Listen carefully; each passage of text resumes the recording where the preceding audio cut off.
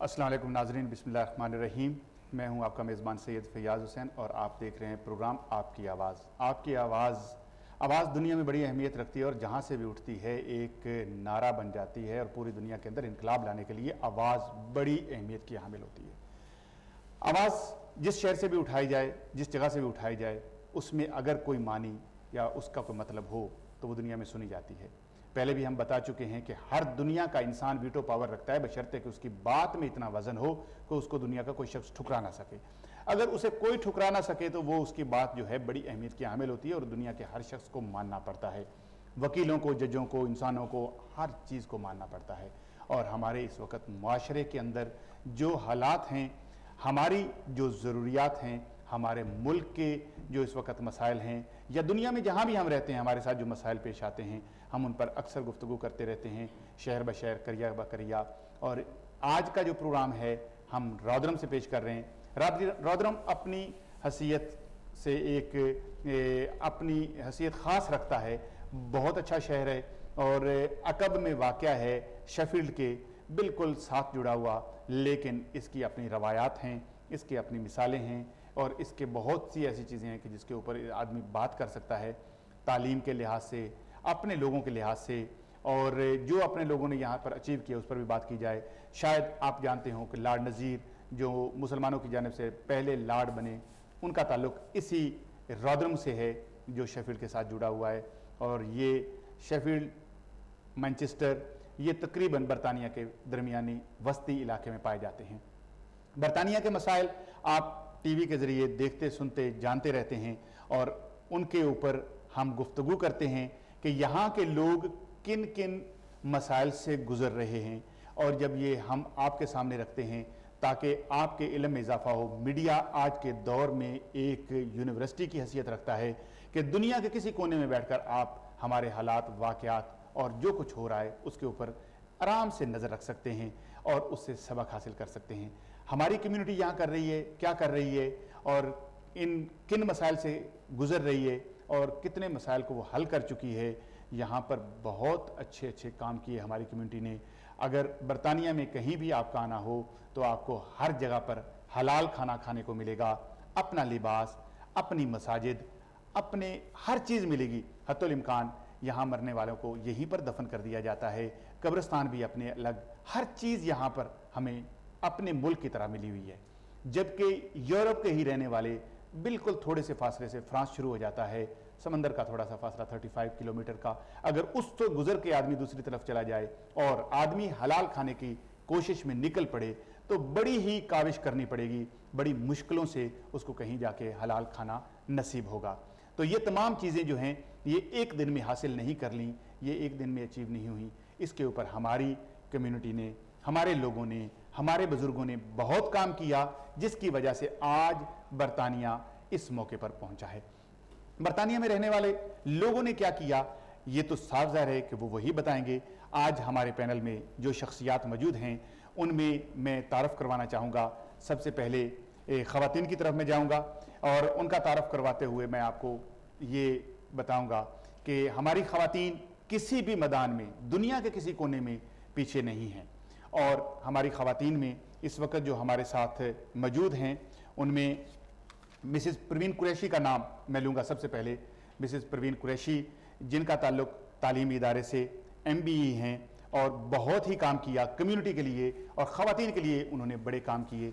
हम उन्हीं से पूछेंगे। उन्हीं के साथ तशरीफ़ फरमा हैं अतिया मुमताज़ चौधरी साहिबा, जो यकीनन एक तालीम याफ्ता और बिज़नेस वुमेन हैं, जो अपने काम से और ख़ुसूसन उन्होंने यहाँ आकर BSc की और पाकिस्तान से भी पढ़ी लिखी थी और उन्होंने जो आके यहाँ पर अपना नाम पैदा किया और कम्युनिटी में एक ख़ास अहमियत और हैसियत रखती हैं उनसे। और दूसरी तरफ हमारे साफ ज़ाहिर है कि सियासत एक बड़ा अहम और बहुत ही ज़रूरी जुज़ है। सियासत को किसी भी जगह पर इग्नोर नहीं किया जा सकता और ख़ुसूसन बरतानिया के अंदर सियासत में हमारे पाकिस्तानी बहुत ही अच्छे मुकामात पर फायज़ हैं। हमारे इस वक्त जो बरतानिया के अंदर लॉर्ड मुख्तलिफ बने तो वो भी इसी एक पाकिस्तानी कम्युनिटी के हैं। और बरतानिया में जितने हमारे शहर हैं उनमें जितने हमारे काउंसलर हैं, काउंसलर کا بننا بھی ایک بڑی بات ہوتی ہے، اور پھر کیبنٹ کے اندر چلے جانا ایک خاص اہمیت رکھتا ہے، اور کیبنٹ سے بھی نکل کر اگر کوئی ڈپٹی لیڈر بن جائے تو وہ یقیناً اس کی خاص اہمیت ہوتی ہے۔ ہمارے ساتھ رودرم کے ڈپٹی لیڈر جہانگیر اختر صاحب ہیں، ہم ان کا شکریہ ادا کرتے ہیں کہ وہ بھی تشریف لائے، اور اس کے علاوہ برطانیہ میں تعلیم حاصل کرنے کے بعد دوبارہ پاکستان چلے جانے والے اور وہاں سے مہمان آئے ہیں، ایک بیرسٹر، ایک وکیل ہیں ہمارے ساتھ، ریاست علی صاحب۔ ریاست علی صاحب، میں آپ کو بھی خیر مقدم کرتا ہوں کہ آپ تشریف لائے، میں آپ کا مشکور ہوں کہ آپ یہاں تشریف لائے، اور اس پینل میں میں گفتگو کا آغاز بھی کروں گا پاکستان سے آئے ہوئے اپنے مہمان سے، کہ پاکستان یہاں سے آپ تعلیم حاصل کر کے گئے اور یہاں سے وہاں جا کر آپ نے بزنس شروع کر دیا، اپنی وکالت شروع کر دی، اپنا کاروبار جو بھی شروع کیا، تو یہاں پر اور وہاں پر کیا خاص فرق ہے؟ بسم اللہ الرحمن الرحیم. Thank you for inviting me to your program. فرق بیسیکلی بہت زیادہ ہے. جو بنیادی فرق ہے وہ ہے the way they do things یہاں پہ اور وہاں پہ. اب چونکہ میری بیک گراؤنڈ میں دونوں چیزیں شامل ہیں، میری جو بیسک ایجوکیشن ہے وہ پاکستان کی ہے، میری ہائر ایجوکیشن جو ہے وہ یہاں گریٹ بریٹن کی ہے، تو میں دونوں کو ایویلیویٹ کر سکتا ہوں، دونوں کا ڈفرینس فیل کر سکتا ہوں. After qualifying as a lawyer, Pakistan جانا جو تھا وہ میرے لیے ایک ڈریم تھا، اور اس کی بنیادی وجہ یہ تھی کہ جب میں پاکستان میں اسٹوڈنٹ تھا تو وہاں پہ ایک بڑا لگا بندہ نظام تعلیم ہے جس میں اسٹوڈنٹ کو انکریج نہیں کیا جاتا، اسٹوڈنٹ کی گرومنگ نہیں ہوتی، وہ ایک سلیبس آپ کو دے دیا جاتا ہے، بس اس کو پڑھیں اور ٹھیک ہے. اب یہاں پہ جو میں نے ریئلائز کیا کہ یہاں کی جو ایجوکیشن سسٹم ہے اس کے اندر جو انڈیویجول کی ویلیو ہے، جس طرح سے آپ کو ایجوکیشن انسٹیٹیوشنز جو ہیں وہ ایجوکیٹ کرتے ہیں، میرے لیے وہ ایک بہت کہہ لیں کہ امیزنگ ایکسپیرینس تھا. پاکستان میں اب پاکستان جا کے، میرا پاکستان جانے کا پرپس بھی یہی تھا کہ ہمارے وہاں پہ زیادہ تر لوگوں کو یہ فیسیلیٹیز، یہ ایبیلٹیز نہیں ملتی کہ وہاں پہ جو ہیں لوگ ایجوکیشن کے فیلڈ میں گو کے وہاں پہ بہت اچھے اچھے لوگ سامنے آئے ہیں، لیکن ایز اے سسٹم یہ چیز آپ کو نہیں ملتی. تو وہاں جا کے میں نے پریکٹس کے ساتھ ساتھ میں پنجاب یونیورسٹی لاء کالج میں وزٹنگ لیکچرار کے طور پہ بھی جاتا ہوں، اور پریکٹس کے اندر بھی کوشش کر رہا ہوں کہ جو برطانیہ کے اندر لیگل پروفیشن ایک ایسا پروفیشن ہے جس پہ پبلک بلائنڈلی ٹرسٹ کرتی ہے. آپ اگر یہاں پہ دیکھیں جو ہماری میرا سوال یہاں یہ پیدا ہوتا ہے کہ کیا آپ نے جب آپ وہاں گئے ہیں پاکستان جا کر یہاں کے نظام کو وہاں جا کے رائج کرنے کی کوشش کی یا یہاں کی مثال بنانے کی کوشش کی؟ نظام تو پاکستان کا اور برطانیہ کا سیم ہے، دونوں میں بنیادی کوئی فرق نہیں ہے، لیکن پریکٹس کے حوالے سے فرق ہے. اور میرا جانے کا پرپس بھی یہی تھا، اور میں وہاں پہ یہی ٹرائی کر رہا ہوں کہ پروفیشنل ویلیوز جو ہیں، ایتھکس جو ہیں، وہ وہاں پہ اتنے نظر نہیں آتے جتنے یہاں پہ نظر آتے ہیں. تو میں کوشش کر رہا ہوں کہ اس چیز کو وہاں پہ لوگوں میں انٹروڈیوس کروایا جائے پروفیشنل لیول پہ. جی بالکل. ناظرین، یہ تو یہاں سے تعلیم حاصل کر کے گئے، اور اب میں کونسل جہانگیر صاحب کی طرف جاؤں گا اور ان سے پوچھوں گا کہ آپ نے تو یہاں پر ماشاءاللہ ایک اچھا خاصا وقت گزارا ہے اور سیاست میں ہیں اس وقت، اور رودرم کی سیاست اس وقت بڑے عروج پر بھی ہے، آپ کو پتہ ہی ہوگا، مختلف زاویوں سے بڑی یعنی کہ نا بلند سطح پر رہی ہے ہمیشہ سے، تو آپ کیا کہیں گے؟ Well, clearly, Assalamu alaikum. Clearly, here in Rotherham, we're very proud of the strides that we've made in the political life. I myself came from Pakistan when I was 9 years old, not speaking a word of English. I've grown up in this community here in Rotherham. And because we had good guidance from my predecessor, Lord Nazir Ahmed, who was a councillor here for about 10 years, I, along with my other colleagues, went into politics, and at the moment I am, as you've said in your preamble, I am the deputy leader of the council. We have a population of 252,000 people in Rotherham, out of which only 4,000 equate from the Muslim community. Excuse me. So I think we've done very well as far as representation is concerned. Many issues, as you said earlier, we face like many other towns, but our town is not exclusive to the problems that's being faced to us. Yeah, very good. I would like to ask you about your new situation, which is in this time in Rotherham, especially after McShane. You mean actually the current issue about... Current issue about, you know, that is very, current issue is very hype in England, whole UK. Everybody want to know the McShane is resigned and then a new party is coming. Yes, of course, I'm happy to discuss that. Only yesterday, Dennis McShane, upon recommendations from the Parliamentary Standards Committee, he was recommended to the Parliament that he would be suspended for 12 months for irregularities concerning his expense claims. And then Dennis McShane has actually resigned his seat, from Parliament. So we are actively looking for a replacement candidate from the Labour Party to stand for election in the forthcoming by-election. The Sheffield and then the Rotherham is, I think, the fourth biggest city of UK, and there's no any ethnic MP. Why?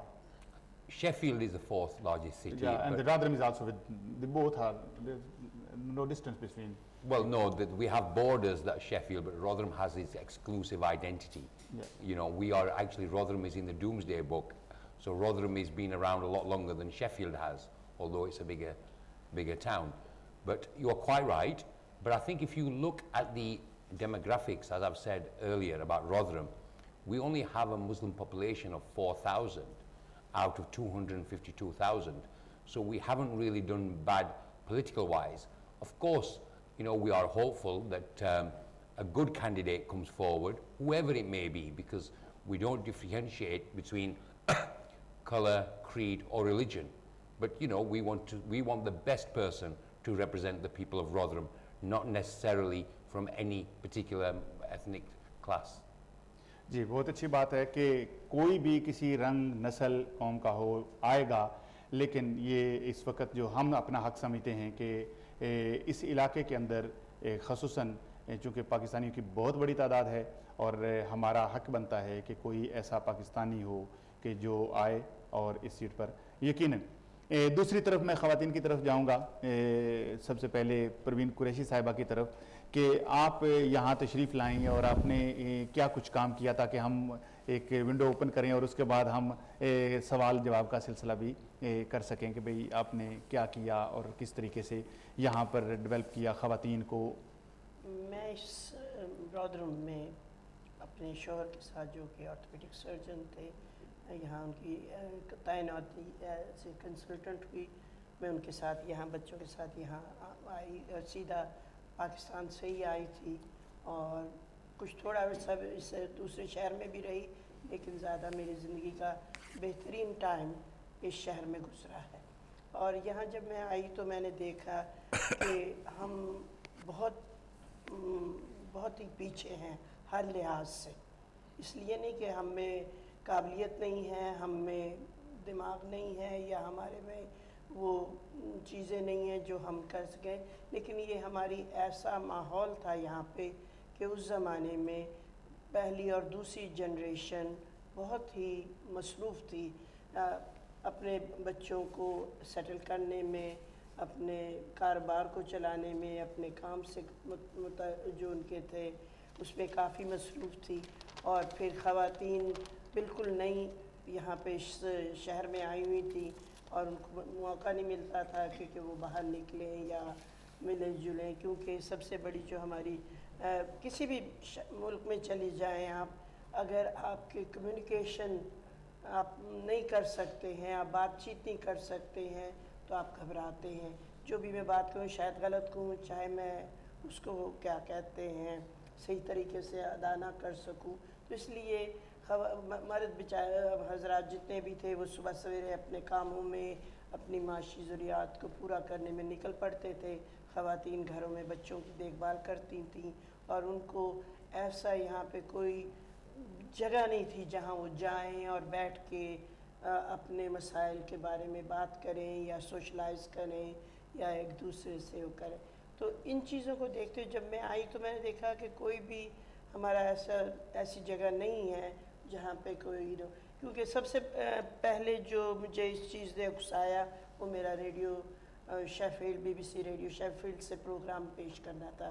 میں وہاں پہ programme پیش کرتی تھی, produce بھی کرتی تھی اور پریزنٹ بھی کرتی تھی, اور وہاں پہ بہت ساری خواتین کا مجھ سے رابطہ ٹیلی فون کے ذریعے, خطوط کے ذریعے شروع ہوا, اور بہت سے مسائل اور سامنے آنے شروع ہو گئے, اور وہ چاہتی تھیں کہ میں ان سے ملوں, ان کے واسطے کچھ کروں, اور اس چیز نے مجھ پہ بہت ہی اثر کیا. اور میں نے کہا واقعی ہماری اتنی تعلیم یافتہ بھی ہیں, بڑی سلجھی باوقار خواتین ہیں, بہت ان کے پاس صلاحیت ہے, لیکن ان کی صلاحیتوں کو استعمال نہیں کیا جا رہا ہے.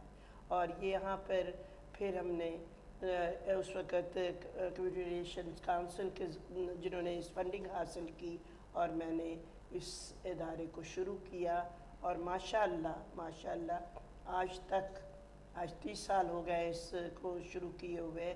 ہزاروں لڑکیاں بچیاں وہاں سے گئی ہیں اور بہت کچھ سیکھا ہے, اور بہت اچھے عہدوں پر اور وہ تعینات ہیں, کیونکہ خدا کے فضل و کرم سے اللہ تعالیٰ نے ہم لوگوں کو بہت کچھ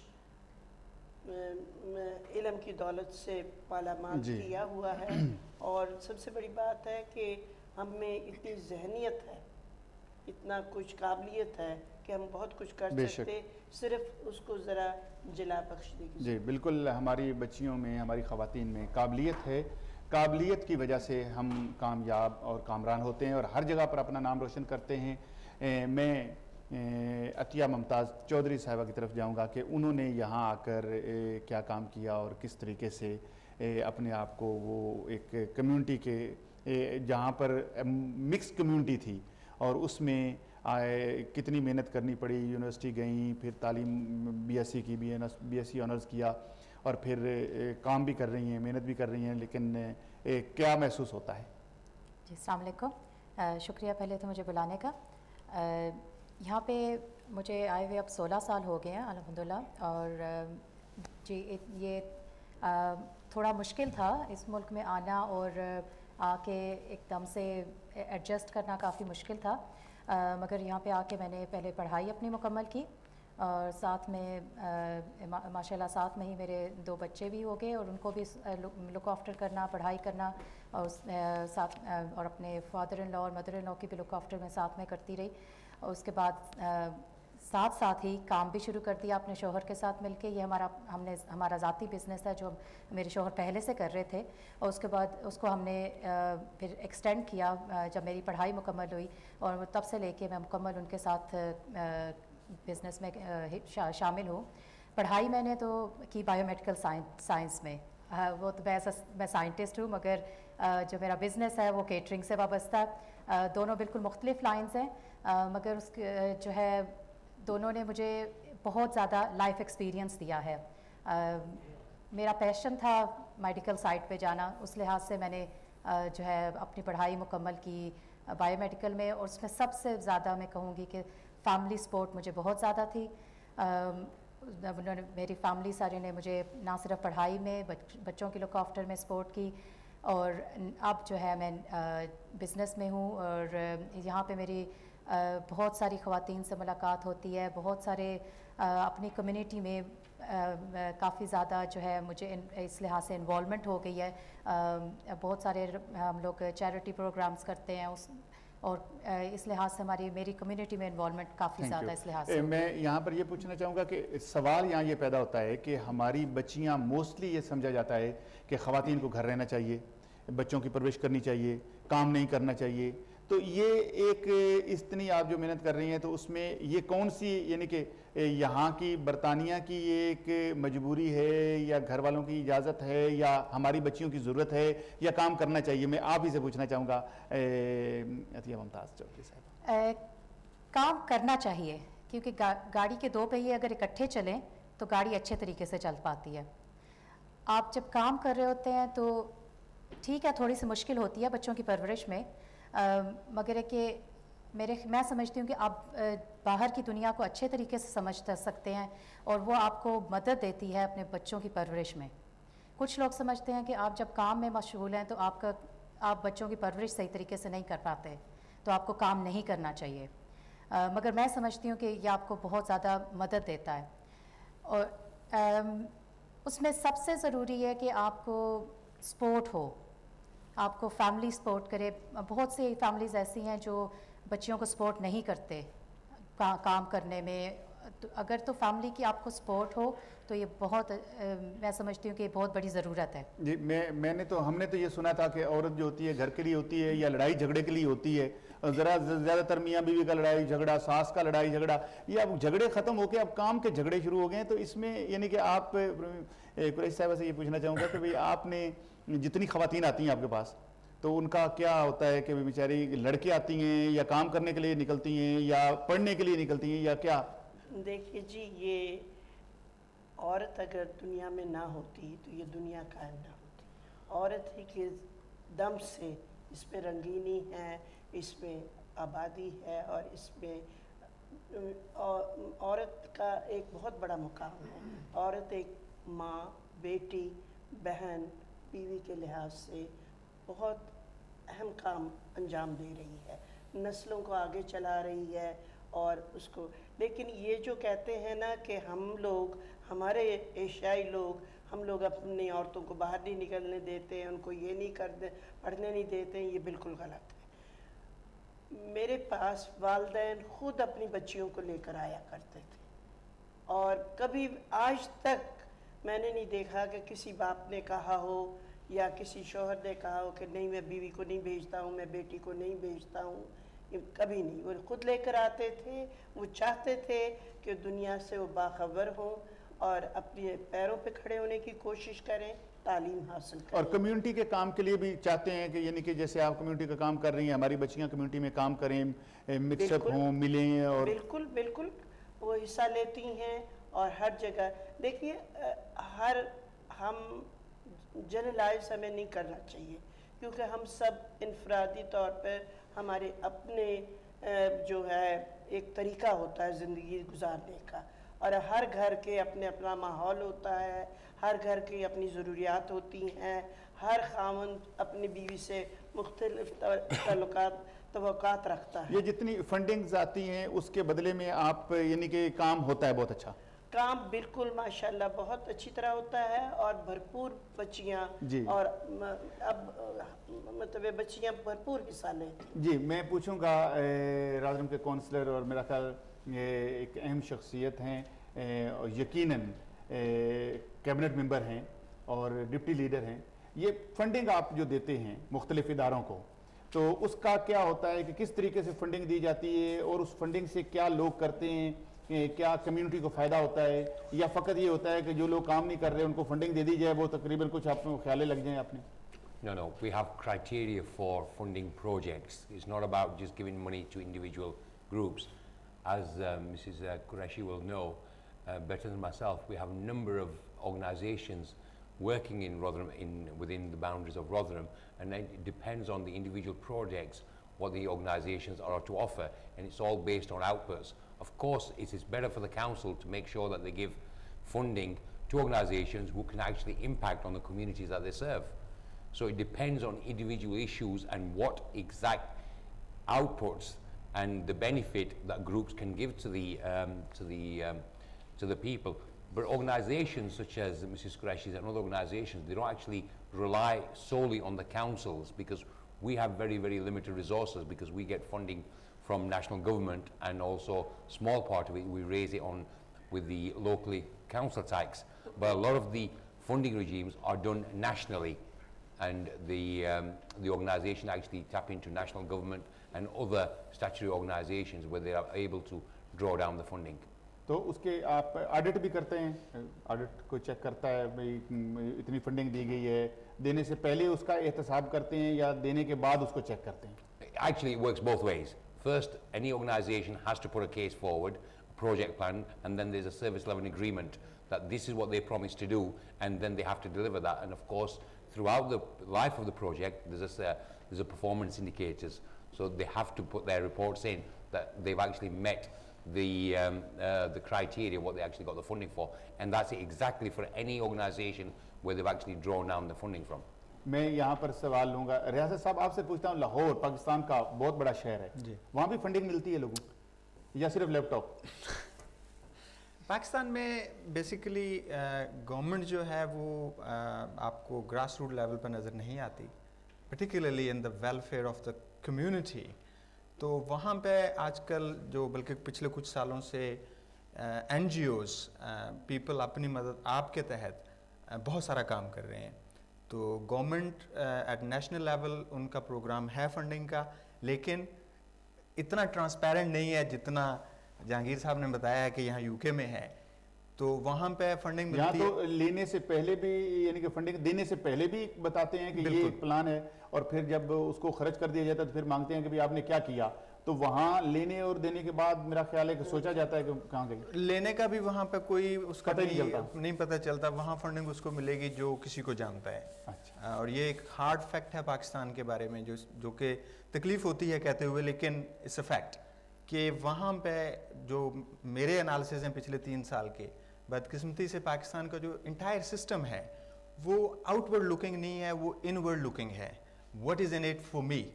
वहाँ पे जो बंदा भी जिस पोजीशन पे अभी बैठा है वो किसी पॉलिसी इनिशिएटिव से पहले ये देखेगा इसके अंदर मेरे लिए क्या है। और यही हमारे पाकिस्तान की एक सबसे बड़ी जो डाउनफॉल है वो यही है कि हम जनरल कम्युनिटी का, जनरल पब्लिक का नहीं सोचते कि हमारी पॉलिसी से किसको क्या फ़ायदा होगा। अतिया मुमताज़ चौधरी साहबा, क्या ये पता चल सकता है कि ये जो एक घरेलू फैमिली होती है या बिजनेस ख़वातीन होती हैं या बंदे होते हैं, उनको इन फंडिंग का कोई फ़ायदा होता है? ये जो कौंसल देती रहती है और मुख्तलिफ काम करते रहते हैं, कभी आप तक कोई किसी फंडिंग का कोई अर्चा पर्चा या कोई बात पहुंची हो? बिजनेस में तो हाँ जी, किसी हद तक है। लेने आते हैं या देने? वो आपको खुद अप्रोच करना पड़ता है। अच्छा। आपको अगर कोई पता चले कि ये कोई स्कीम निकली है, आप उसको अप्रोच करें तो गवर्नमेंट ज़रूर देती है। और घरेलू लेवल पे भी आपको इस फंडिंग्स मिलती हैं। आप कुछ लोग जो है, अगर आपको इल्म हो आप उसको अप्रोच करें, ज़रूर मिलती है। अभी जैसे अभी भी आप अगर देखें तो रौद्रम में नहीं, मेरे ख्याल में पूरे यूके में ये स्कीम चल रही है जहाँ पे जो है घरों की इंसुलेशन की जा रही है। इंसुलेशन के लिए। और जो है मगर ये जो लोग रिस्पॉन्स कर रहे हैं उन्हीं को मिल रही है। तो इसमें जिनको पता है वो उनको घरेलू लेवल पे इस चीज़ का फ़ायदा हो रहा है। तो ये ज़रूर है कि आपको, या सोलर सिस्टम की आजकल वो दे रहे हैं फंडिंग आ रही है गवर्नमेंट की तरफ से, सोलर सिस्टम। नाजरीन, इससे पहले कि हम ऑडियंस की तरफ जाएं, एक छोटे से वक्फे की तरफ जाएंगे और वक्फे के बाद दोबारा हाजिर होते हैं। अब इजाज़त।